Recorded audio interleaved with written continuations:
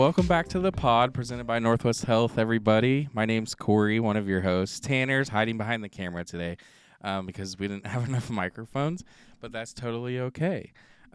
Today, we have a really special episode. We're actually shooting 2 episodes back to back, but this first one, we have some special guests from Family Guidance, and I'm going to let them all go around and just introduce themselves really briefly before we get started. So you don't have to spell your names this time, but if you just want to introduce yourselves and what you guys do.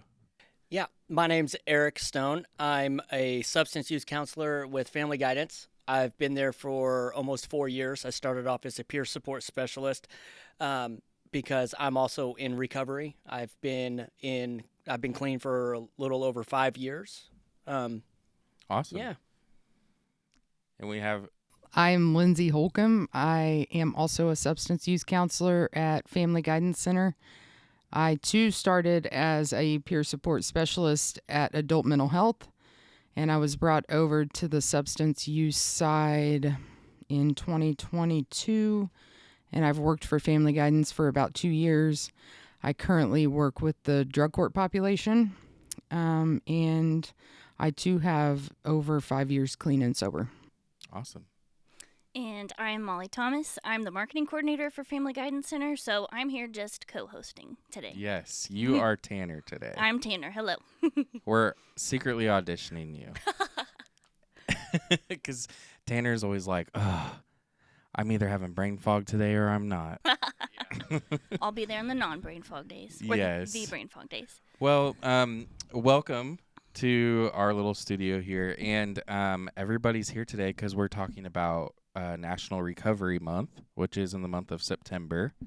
And I did a little bit of research. It started in 1989 was the first year that they started National Recovery Month to bring awareness to those living with addiction and that whole world. So that's why we're here to talk today.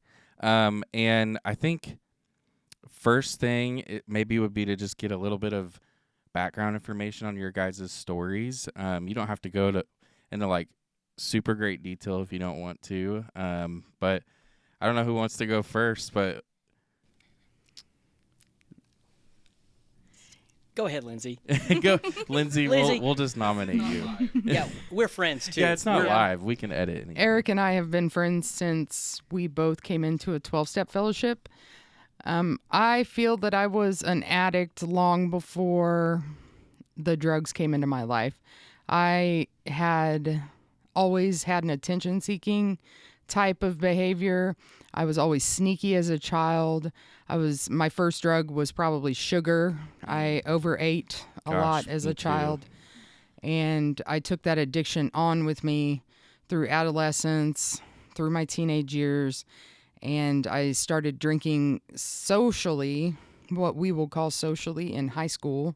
I grew up in a country town, so there was a lot of lack of supervision where we could go out in a field, have a few drinks, smoke some cannabis, and go undetected until I, graduated high school. Mm-hmm. But it was the summer that I was 16.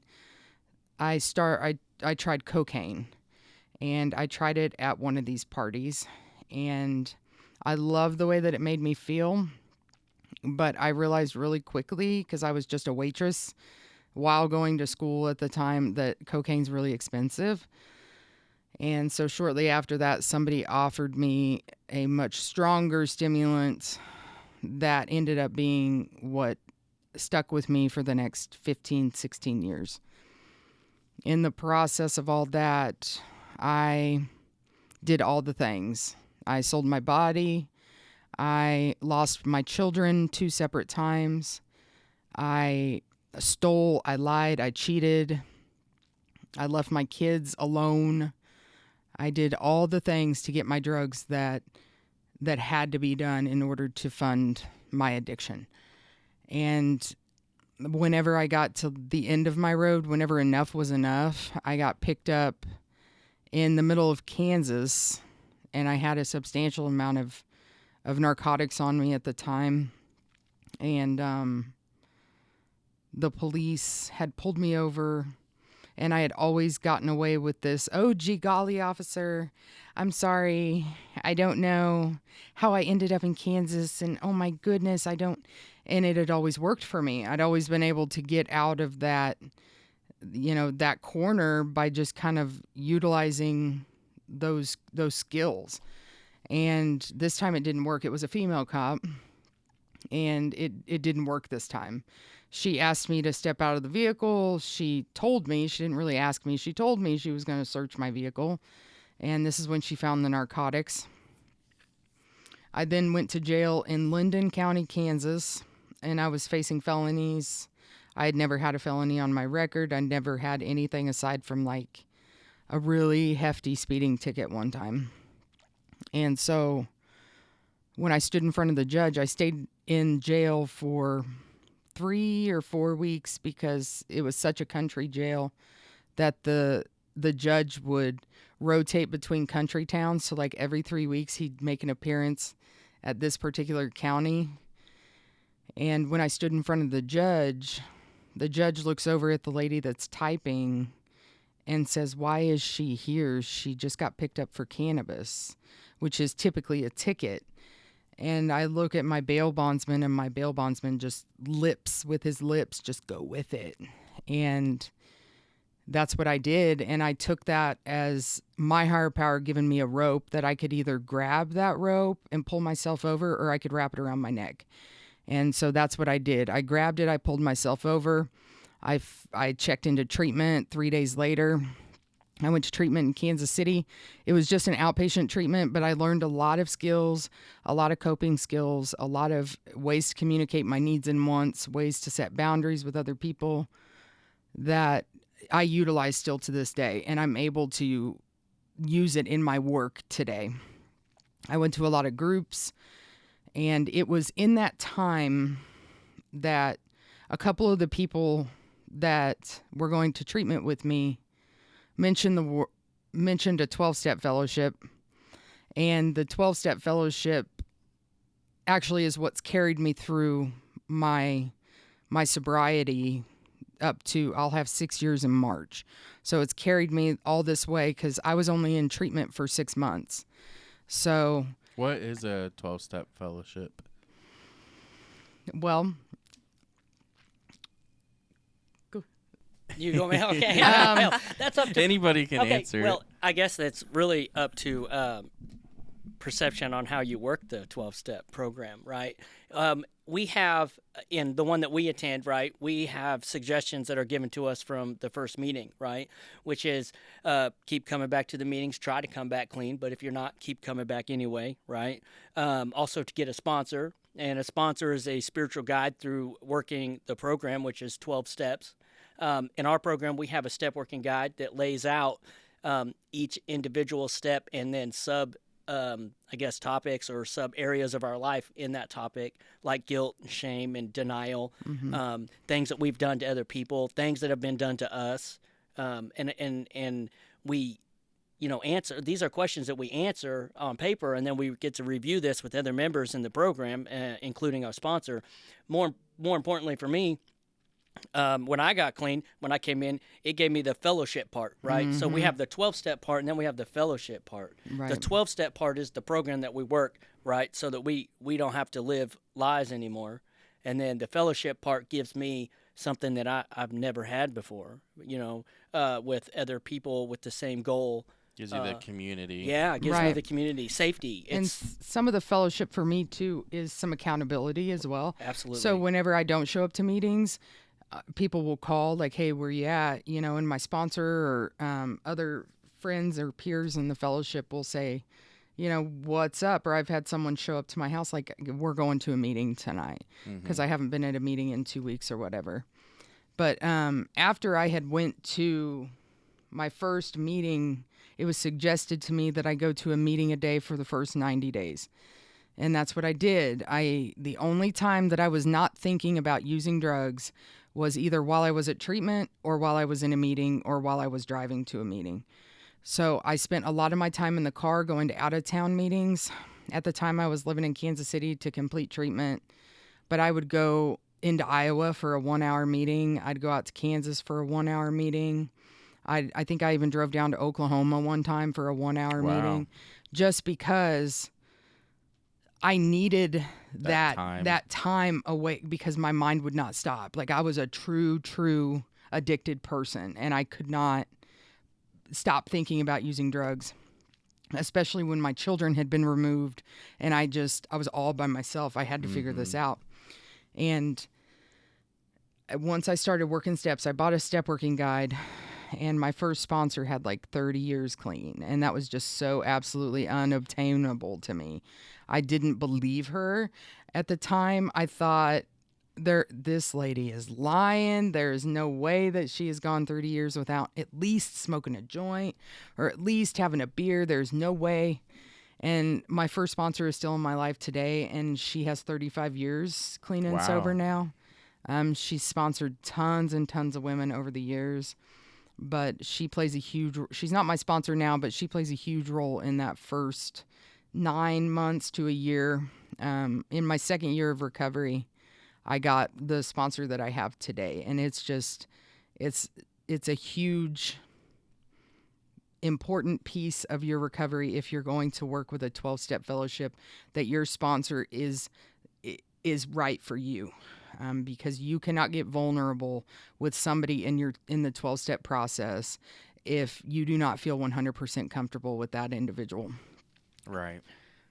Sponsor's not going to tell us what we need to do. Right. Sponsor's going to walk us through what decisions that we make on our own, and give us the support or call us on our crap whenever that happens. And having the wrong sponsor that won't call you out on your stuff, that could equal death in some cases. Right. Right. And then after I had a year clean, I went to work for the school district. And I loved that job. That was my first job, my first real job, because I used criminal activity as a form of employment for so long that actually working for a real paycheck was something new to me and foreign. So that position holds a huge place in my heart. But I was just a lunch lady. Not that it's just a lunch lady. I love my lunch ladies. They work their butts off. They do a lot for the schools, and they have a connection with the kids that you can't believe. But I needed to do more for the recovery community. And I had 2 years clean. I went to Family Guidance Center and I applied for a job there. And I can remember I went to Family Guidance Center because of my friend Eric here, who had been pushing me for months to come and apply at Family Guidance, and I just wouldn't, mainly because I'm afraid of change. I'm very fearful of change. I'm afraid of failure.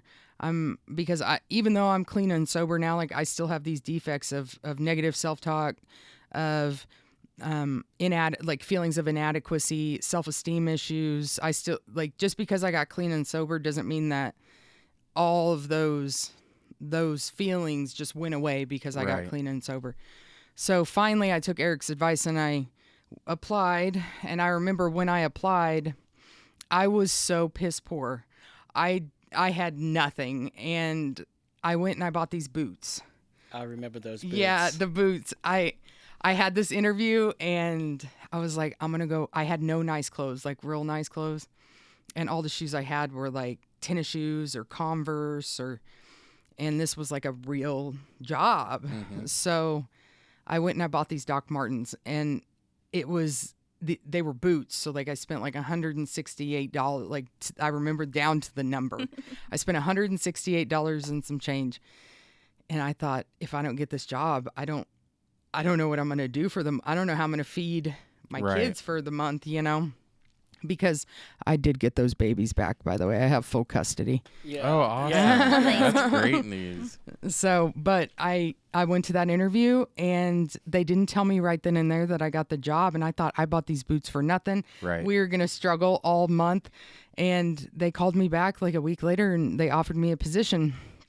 And it was just, I don't know why I always go back to those boots, but I do. It was just a huge, like, act of trust. I don't know, in like a bigger picture that I'm going to present myself like I already have this position on lock. I'm going to get this job. And I went in there with that attitude, which is very rare for me. And somehow I did get the job. It was just a higher power working in my life. And when I started working there, I started as a peer support, but then I went on and I moved on to substance use counseling. And I will be a peer first. I'm always going to be a peer support first, because I'm not so far removed from the life of active addiction that I can't relate to my clients and where they're coming from and what it's like to go through withdrawal management or what it's like to lose their kids. Or I will always be a peer first. But when I got that substance use counselor job, I just felt like an imposter. Like there was no possible way that if they knew what I had done in the past that they would have ever offered me that job. There's just no possible way. And I've been doing it now, and somehow they offered me like the drug court counselor position, and that was a huge compliment to my work, because they don't just go around throwing that position to everybody. Right. And it was an extremely humbling moment to have that happen. But overall, throughout all of it, the 12-step fellowship has remained the connection with my higher power, because whenever I got clean and sober, I didn't want anything to do with a higher power. There was no such thing ever looking out for me. I suffered in the streets. I got raped. I got all these things and beaten. I had a gun held to my head a couple times. I had to protect myself with a firearm. There was no possible way that there was a higher power out there. And over the course of time, I realized that there is nothing other than a higher power that could have gotten me clean. Nothing. There's nothing. And so I really credit my higher power for what has happened in my life, the progress that's happened in my life. God provided, and I purchased a house somehow. I don't know how that freaking happened, but I bought a house. And I start school in the spring. I just came from an appointment with Voc Rehab, and they're gonna pay for everything. And I'm so humbled. I can't believe that this is life now. Right. Because once the substances were removed, it gave me that concrete platform to build my life upon. Right. So, You think that you would ever be here if you never got arrested? No. Really? Mm-mm. I had to get arrested. Mm-hmm. I've heard that from a lot of people that are in recovery. Yeah. And Tanner and I went to some rural opioid addiction lunches that we hosted this year. And all the guest speakers were people in recovery, and they all said the same thing, that it was getting caught. They didn't change until they got caught, basically, or arrested. Yeah. Well, I see people that come into they come into family guidance that are doing it on their own, and I'm like, I never got clean on the street. Really? I could not do it. Could not do it. I think it also. I didn't do it. God did it. Yeah, you're right. But I think it also. I think there's credit to you though too, because you had to make the decision. Yeah. In the courtroom or wherever you said it was to take the rope. Yeah. Yep. I mean, that's a big decision too. Yep. Well, that day that I stepped out of the courtroom after I was basically given a fine and told to leave, I stood outside of the courtroom, and I had just gotten my car back out of impound. I had my phone and a pack of cigarettes, and I thought, I didn't have to provide money to get my drugs, right? Mm-hmm. So I thought to myself, this is it. I can go get high right now. And I didn't. I got in my car. I drove to a sober friend's house, and I went and I took a nap, and then I started the search for a treatment facility. It was just that quick. So that's awesome. Yeah. What do you say to people out there that have somebody in their family or a close friend that might be addicted to something now, that are going, why can't they just go turn their life around? I don't know why they can't just go turn themselves in somewhere.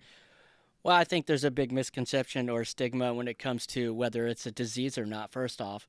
My family was like that with me. Well, if you don't like what you're getting, why don't you stop doing what you're doing? And Yeah. we don't have a choice until we're able to get that clarity. That recovery doesn't start until we get a moment of clarity. Until we have, Right. until we are completely abstinent, we don't have the power of choice. And I know there's a lot of people that don't agree with that. I see it on Facebook every day. Yeah. The bottom line is that the people that are out there dying, right, aren't just our consumers, right? They're our friends. They're our family members. They're people's brothers and sisters and sons. And these, just because somebody's getting high doesn't mean that they're a bad person. Right. You know what I mean? Yeah. Like, if it wouldn't have been for recovery, I wouldn't have met Lindsay. She's one of my best friends. Yeah. Lindsay was at my first meeting when I started going to that 12-step fellowship, Really? and one of the reasons why I kept going back.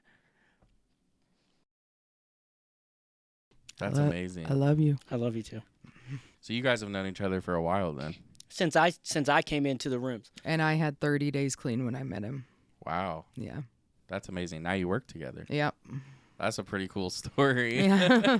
So what's a little bit of your background really quick, if you don't mind? You said that the recovery month started in '89. 1989 is Yeah. when like the United States kind of started Yeah. recognizing. My mom died of an overdose in '88.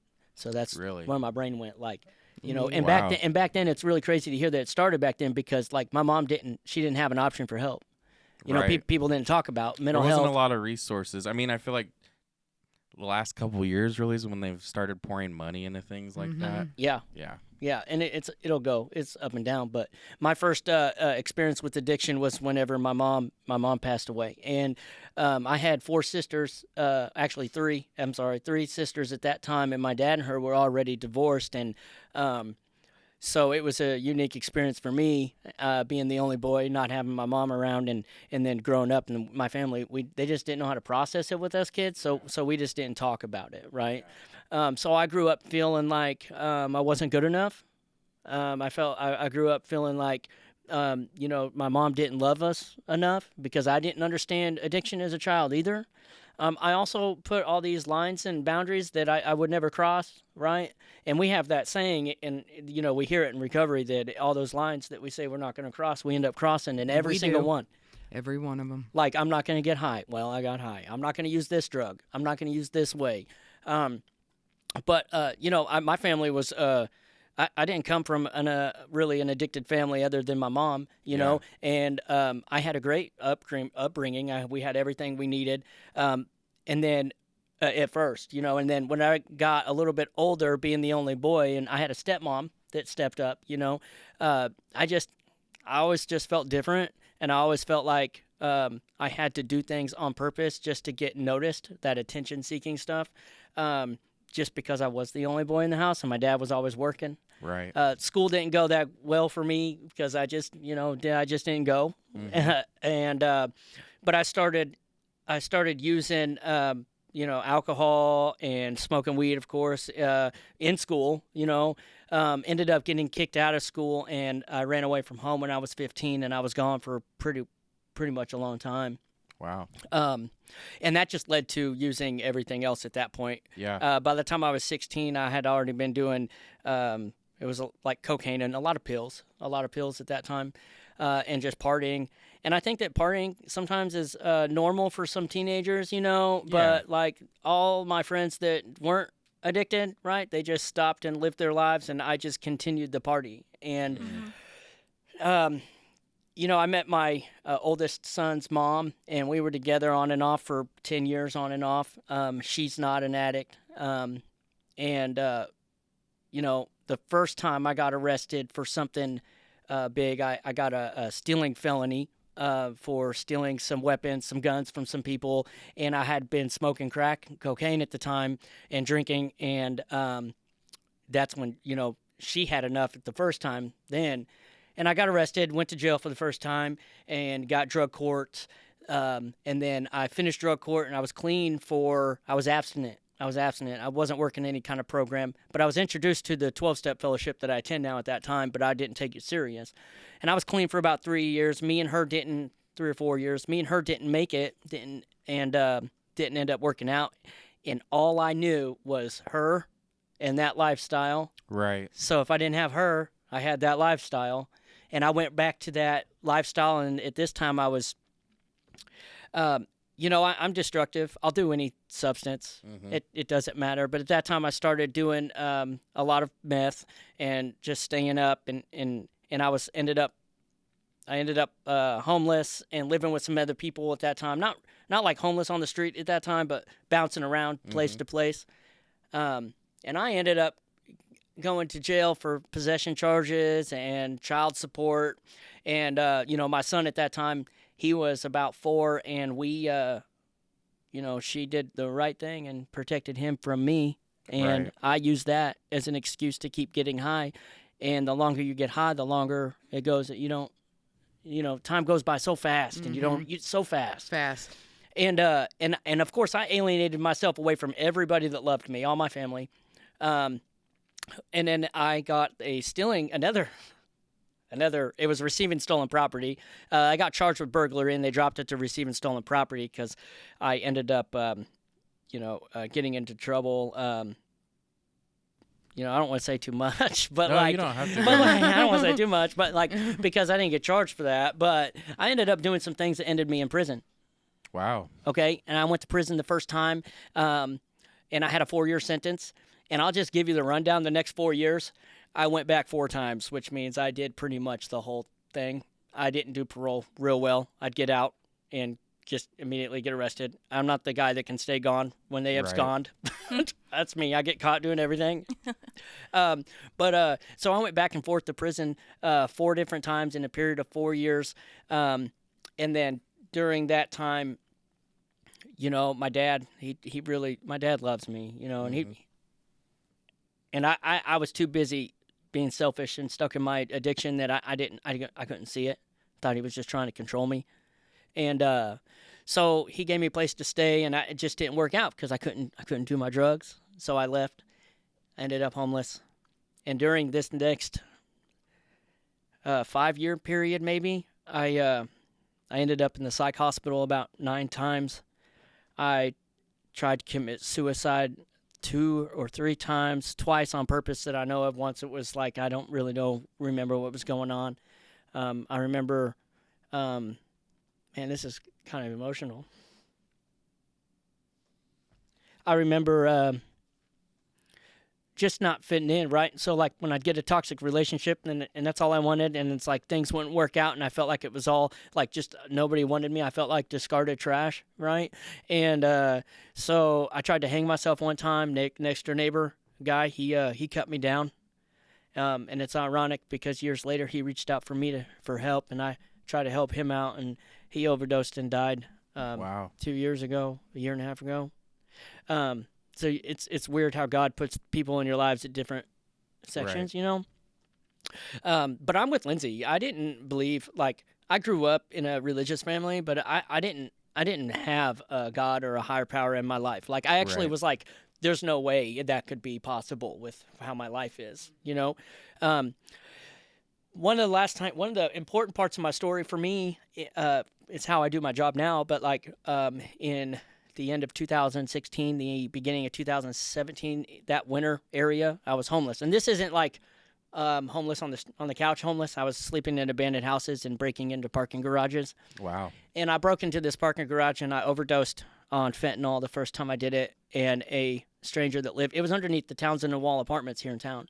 And one of the tenants had some injectable Narcan, and they saved me.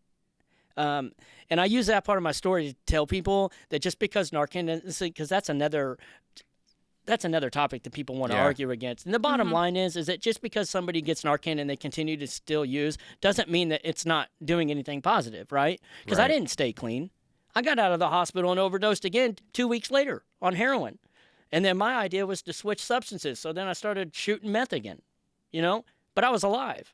I was alive because of that Narcan, right? Yes. That's what people don't understand. And I see it on Facebook. People want to argue and stuff. And the bottom line is that if it doesn't pertain to you, then mind your own business, in my opinion. Like, Narcan is important. Yeah, we're talking about putting Narcan vending machines out in Chillicothe as part of like a rural grant, and people have their opinions, and it's like it doesn't hurt anything. Well, don't use the machine if you don't agree with it. Yeah. Why Other would than we that- not want to save a life? Exactly. we have people in town overdosing. My friend, I'm not going to say his name on here, but my friend overdosed in the gas station at Casey's on 22nd Street. Okay, and he died in that Wow. bathroom.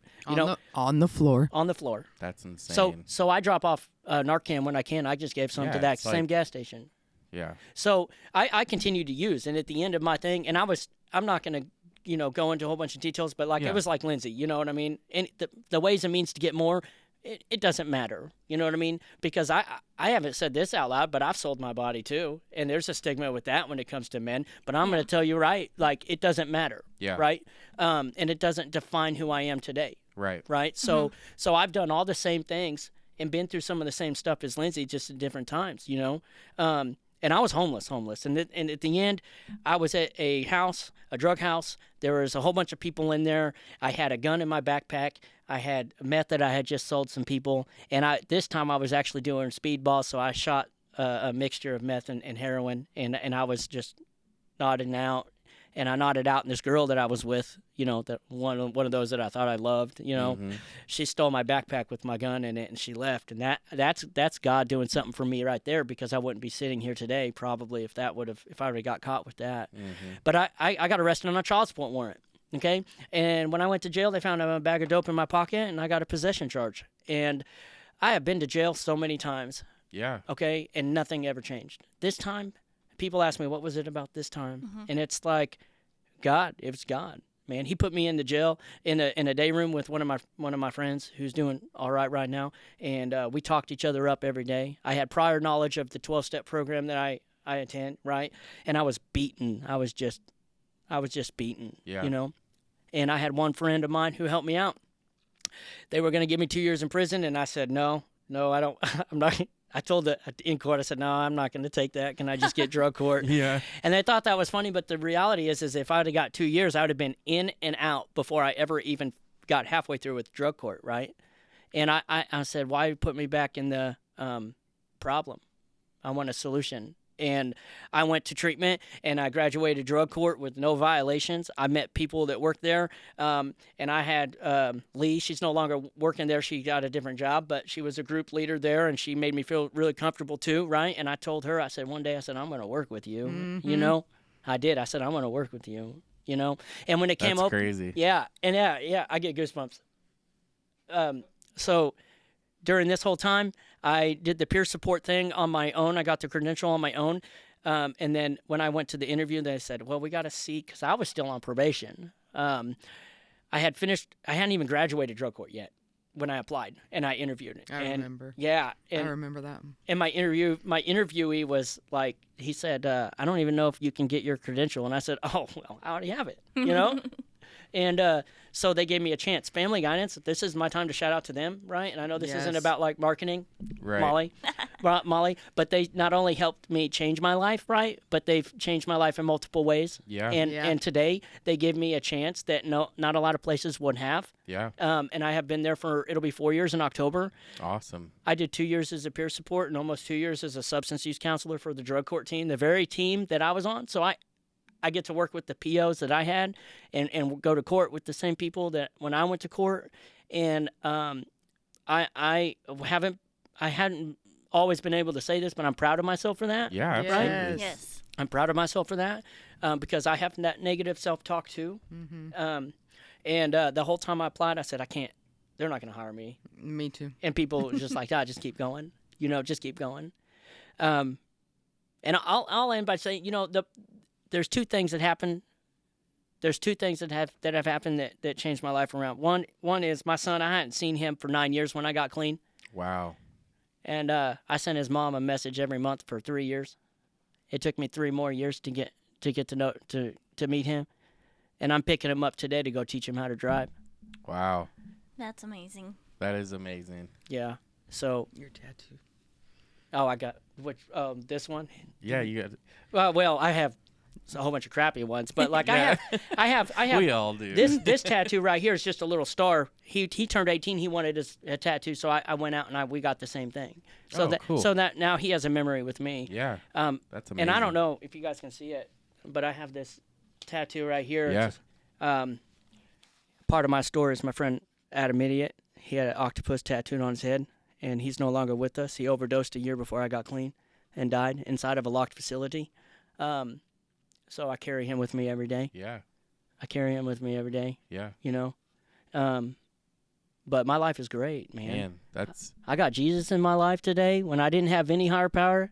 right. I got a woman that decided she wanted to marry me. Like, what? Like somebody I would say I wanted. And noticed a she's ring on your pregnant. finger. She's pregnant again. She's pregnant with our second recovery baby. Are you Yeah. married as well? I am. I've found. Well, this is probably going to get static as well, but Nah. in the course of getting clean and sober, working the 12 steps, I realized that a lot of the reason why I continued to use was because I was living a lie, Yeah. and I was in fact a bona fide lesbian, Mhm. and I was living a life So as you a realized that through this process? through the process. Wow. Yeah. And I knew that if I continued to pretend to be straight and have to do the straight woman Right. things, that I would eventually, it could be 5, 10, 15 years, but I would eventually have to cope with that in some way. Yeah. And so at 30, how old was I? 32, 31, I came out of the closet, Yeah. and I'm now happily married. That's awesome. So Yeah, that's amazing. And a beacon of hope for everybody Yeah. else that's in the fellowship that's going Yep. through the same thing. Yeah. She's a huge Absolutely. advocate. Absolutely. And what time frame did you say you got clean? Like 2017, 2018? My clean date is April 15th, 2018. Wow. March 12th, 2018. Wow. Yeah. We have I want to say this on here if you don't mind. In the program we attend, we have a message, Uh-huh. right? And our message is that any addict can stop using drugs, lose a desire to use, and find a new way to live. And Lindsay was my beacon of hope when I came in. And we continue to do that together, and it's amazing that we get to do I would that. say it's a miracle that you guys have found each other and now you're Mhm. both helping people out there. Yeah. She's crying. No, this is amazing. Like, your guys' stories are incredible. I was not expecting to hear that today. And I really appreciate you guys sharing that, especially on a public platform like this, because there's so many people out there that need help still. I mean, I have addicts in my family, you Yeah. know? Yeah.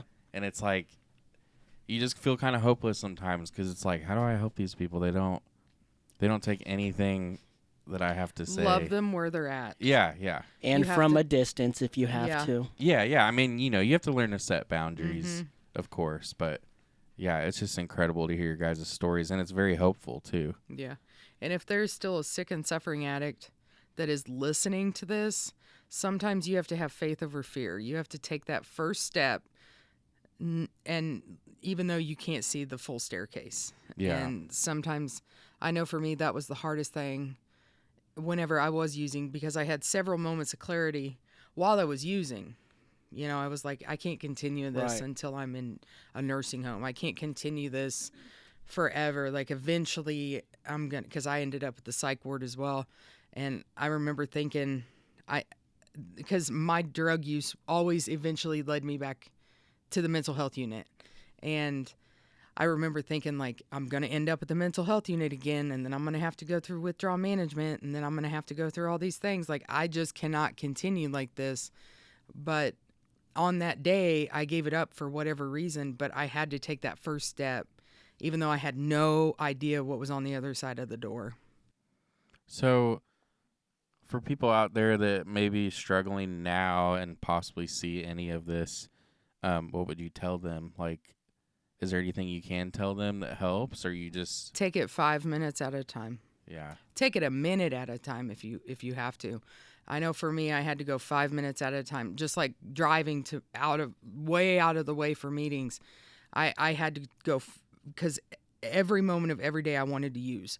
So if I just thought, okay, I can go another 5 minutes without using, and then the 5 minutes would pass and it had actually been like 7 or 8 minutes. And then I'd be like, all right, I can go another 5 minutes, and then another 5 minutes, and then, it's time for a meeting. So then I knew I had a solid hour where I wasn't going to be thinking about drugs. Right. And then I had the drive home from there, and usually I could then go to sleep, but I had to take it 5 minutes at a time there for a long time to be able to pass the time. I'd say that you're not alone. Correct. right? Mm-hmm. And that you just maybe haven't been looking in the right places, right? And that there's only a couple different types of 12-step groups in town, so you can figure out the one we're talking about, right? Right? And you can I was come. going to say, do you guys offer this at Family Guidance? Well, we give the information out, right? But we have traditions in the fellowship that we go that we're not we are not that fellowship. We are just a member, a part of. Gotcha. But if you want the information on it, I work at Family Guidance at 901 Felix, and you can come down and ask for Eric, and they'll know exactly who you're talking about. Awesome. That's the info I was looking for. Yeah, absolutely, anytime. Awesome. That is fantastic. Molly, do you have anything you want to add? Yes. So our new slogan at Family Guidance Center is Recover Loudly. So whether it be mental health or whether it be substance use disorders, it's so important to share these stories so that people don't feel alone. Right. Yeah, absolutely.